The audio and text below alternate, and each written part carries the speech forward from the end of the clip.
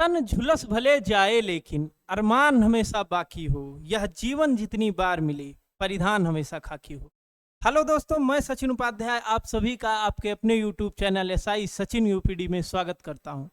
दोस्तों, बहुत सारे मेरे दोस्तों मित्रों का क्वेश्चन जो कि उत्तर प्रदेश पुलिस कांस्टेबल के एग्जाम को की तैयारी कर रहे हैं, उनका क्वेश्चन ये है कि लास्ट के दिनों में बहुत डर सा लग रहा है या कॉन्फिडेंस की कमी आ रही है, कैसे तैयारी करें। तो मैं आप लोगों को बता दूं कि लास्ट के दिनों में आपको पहली बात तो डरना नहीं है, कॉन्फिडेंस की कमी नहीं होनी चाहिए, क्योंकि तैयारी हर किसी के साथ ऐसा होता है। मैं भी 2 बार उत्तर प्रदेश पुलिस कांस्टेबल के एग्जाम को फाइनल रूप से सिलेक्शन लिया और सब इंस्पेक्टर भी, लेकिन मुझे भी लास्ट के दिन तक ही ऐसा लगता था कि मेरा सिलेबस कंप्लीट नहीं है या मेरी तैयारी भी हो नहीं पाई। तो निसंदेह सबके साथ ऐसा ही होता है, सभी को ऐसा लगता है कि मेरी तैयारी नहीं हुई है, लेकिन ऐसा नहीं है। जितनी भी तैयारी आपकी हुई है, ये मान के चलिए कि वो सफिशियंट है सिलेक्शन लेने के लिए। और इतनी बड़ी 60,000 वैकेंसी, इतनी बड़ी वैकेंसी कि मुझे लगता है कि थोड़ा सा भी आप कंसंट्रेशन बना देंगे तो आपका सिलेक्शन 100% श्योर है। तो आइए आज मैं कुछ पॉइंट्स आप लोगों के लिए लेके आया हूं, जिसके साथ आप लोग अपनी तैयारी को और भी बेहतर कर सकते हैं और भी अच्छा स्कोर ला सकते हैं। और इन पॉइंट्स के साथ आप देखेंगे how to prepare for the last days exam. मेरे अकॉर्डिंग मुझे ऐसा लगता है कि आप लोगों के अंदर थोड़ा सा, जो कुछ लोग मैसेजेज या मैं कई कोचिंग्स में गया कि आपके अंदर कॉन्फिडेंस थोड़ा कम है, ऐसा मान के चलिए कि मैं सिलेक्शन लायक पढ़ाई हो गई है। तो सबसे पहली चीज होती है कॉन्फिडेंस। कॉन्फिडेंस आपको पॉजिटिव रखना है और कॉन्फिडेंस पूरा रखना है कि हमारी तैयारी हो चुकी है। दूसरी बात यह है कि डोंट रीड न्यू टॉपिक्स। आपको नया टॉपिक नहीं करना है। जनरली हम लोग गलती क्या करते हैं कि जब लास्ट के कुछ दिन बचे हैं तो हमको लगता है अभी ये हम नहीं पढ़ पाए, अभी ये टॉपिक हमारा छूट गया है, ये टॉपिक छूट गया है। तो मैंने आपको अभी बताया ना कि कभी ऐसा नहीं लगेगा कि हमारी पढ़ाई कंप्लीट हो गई है या हमारे सिलेबस कंप्लीट है। ऐसा लगता ही है कि हमारे टॉपिक अभी छूट रहे हैं। लेकिन अब जब 10 से 12 दिन बचे हुए हैं, ऐसे में अब आपको नए टॉपिक को टच नहीं करना है। जब भी आप 4 ऑप्शन देखेंगे तो वो नए क्वेश्चन जो अभी आप जल्दी में पढ़ेंगे वो आपको कंफ्यूजन क्रिएट करेगा और कंफ्यूजन होने पर क्वेश्चन गलत कर देंगे आप। तो ऐसे में जो पहले से पढ़े हुए हैं वो क्वेश्चन भी कंफ्यूजन में गलत हो जाएंगे। तो आपको अब जीके हो या हिंदी हो, आपको पुराने नए नए टॉपिक को नहीं टच करना है। Revise your own notes properly. आप पुराने जो अपने नोट्स हैं, जो अभी तक आप पढ़े हैं, जिस टॉपिक्स को अच्छे से तैयार किए हैं, उसी को बार बार रिवाइज करिए, ताकि जब 4 ऑप्शन आए तो उसमें आपको फंसा ना पाए एग्जामिनर, कंफ्यूजन ना क्रिएट हो। अगला पॉइंट ये है attempt daily practice mock test. हम लोगों को क्या लगता है कि लास्ट के दिन तक हम पढ़ाई करते रहेंगे तो ज़्यादा स्कोर करेंगे, जबकि ऐसा नहीं है। जो जितना अधिक मॉक टेस्ट देगा, जितना ज़्यादा से ज़्यादा प्रैक्टिस सेट आप सॉल्व करेंगे, उतना ही आपके अंदर कॉन्फिडेंस आएगा, आपका टाइम मैनेजमेंट होगा, आपके गलतियों को, एरर्स को कम करने के चांसेस हो जाएंगे और उतना ही ज़्यादा आप कॉन्फिडेंस के साथ एग्जामिनेशन हॉल में पेपर दे पाएंगे। तो अटेम्प्ट डेली प्रैक्टिस टेस्ट, आपको प्रैक्टिस टेस्ट डेली देना है और एनालिसिस करना है। हम लोग, बहुत सारे लोग ये गलती करते हैं कि टेस्ट तो देते हैं, लास्ट में प्रैक्टिस सेट सॉल्व करते हैं, लेकिन प्रैक्टिस सेट में अपने आंसर्स देखेगी हमारे इतने सही इतने गलत हुए और हमको लगता है बस हमारा टेस्ट देने का काम कंप्लीट हो गया, जबकि अभी तक आप 50% काम किए हैं। अगर टेस्ट देके आप अपना स्कोर प्राप्त किए हैं तो वो बस 50% वर्क आपने किया है।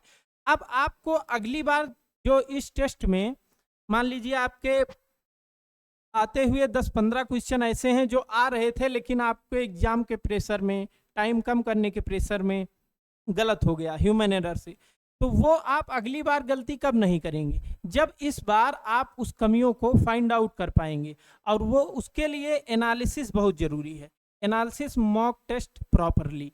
आप सभी टेस्ट को देने के बाद एनालिसिस उसका जरूर करिए कि कौन सा क्वेश्चन था जो इजी था, आ रहा था, मैंने सॉल्व किया, लेकिन कहाँ हम जल्दीबाजी कर गए और क्वेश्चन गलत हो गया।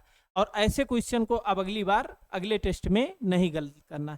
तो उसके लिए आपको मॉक टेस्ट का एनालिसिस करना बहुत जरूरी है।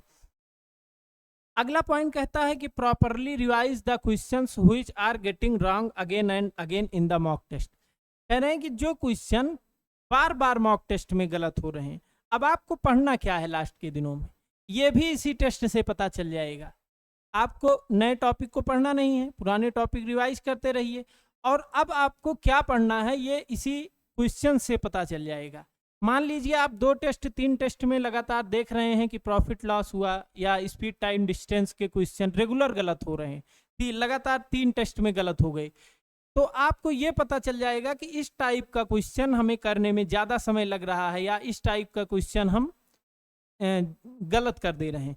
तो उस टाइप के क्वेश्चन को अगली बार गलत ना हो, इसके लिए आप 1-2 घंटे केवल उस चैप्टर को उठाइए, उस टाइप के सारे क्वेश्चन एक बार देख लीजिए सरसरी निगाह से नोट से, और उस टाइप के 10-20 क्वेश्चन आप सॉल्व कर लीजिए तुरंत।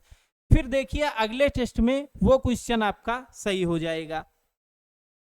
तो प्रॉपरली आपको क्या करना है कि जो भी क्वेश्चंस आपके बार बार गलत हो रहे हैं वो आपको रिवाइज कर लेना है। लास्ट में है give at least 3 mock test last 2 days. अब आपको 30 तारीख तक तो ये सारे काम करने हैं, आपको टेस्ट देना, एनालिसिस करना है, नए टॉपिक को नहीं पुराने को रिवाइज करना है। लास्ट के 2 दिन में, लास्ट के 2 दिन मतलब 21 और 22 तारीख में आपको 3-3 मॉक टेस्ट देने हैं। टेस्ट आप ऐसा नहीं है कि सभी ऑनलाइन दीजिए या सभी ऑफलाइन दीजिए।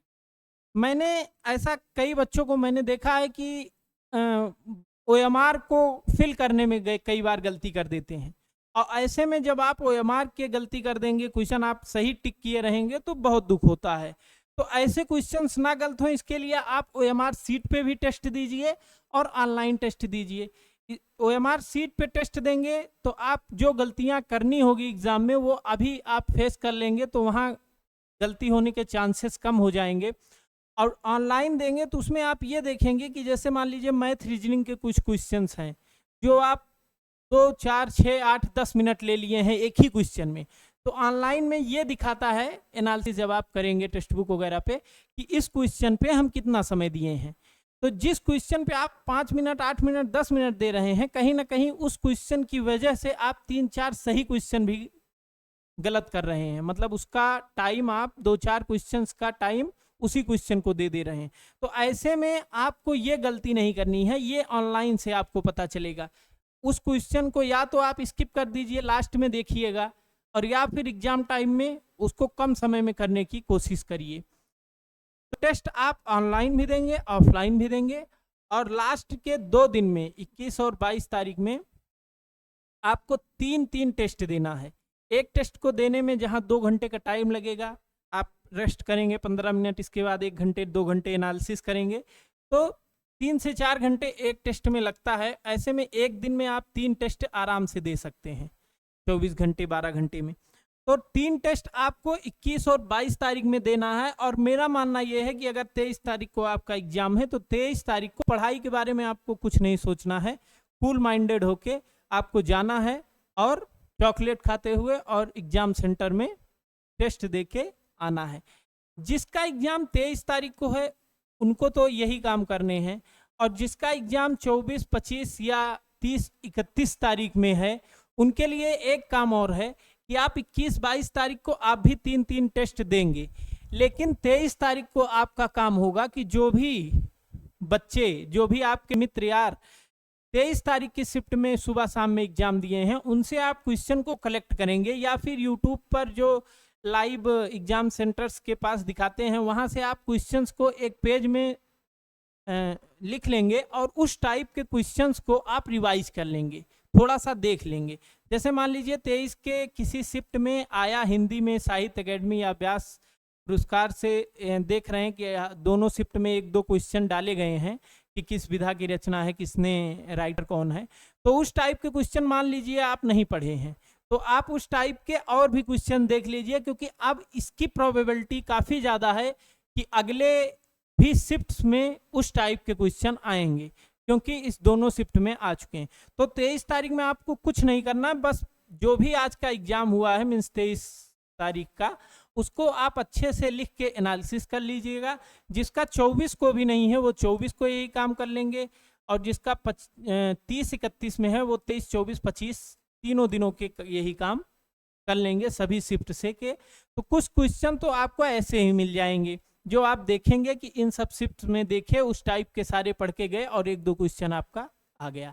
तो ठीक है, इसी के साथ आप तैयारी करिए और बिल्कुल कॉन्फिडेंस के साथ रहिए। आप लोग जो भी पढ़े हैं, मेरा यह मानना है कि बहुत है, सफिशिएंट किल है सिलेक्शन के लिए। इतनी बड़ी वैकेंसी है और डरने की कोई बात नहीं है।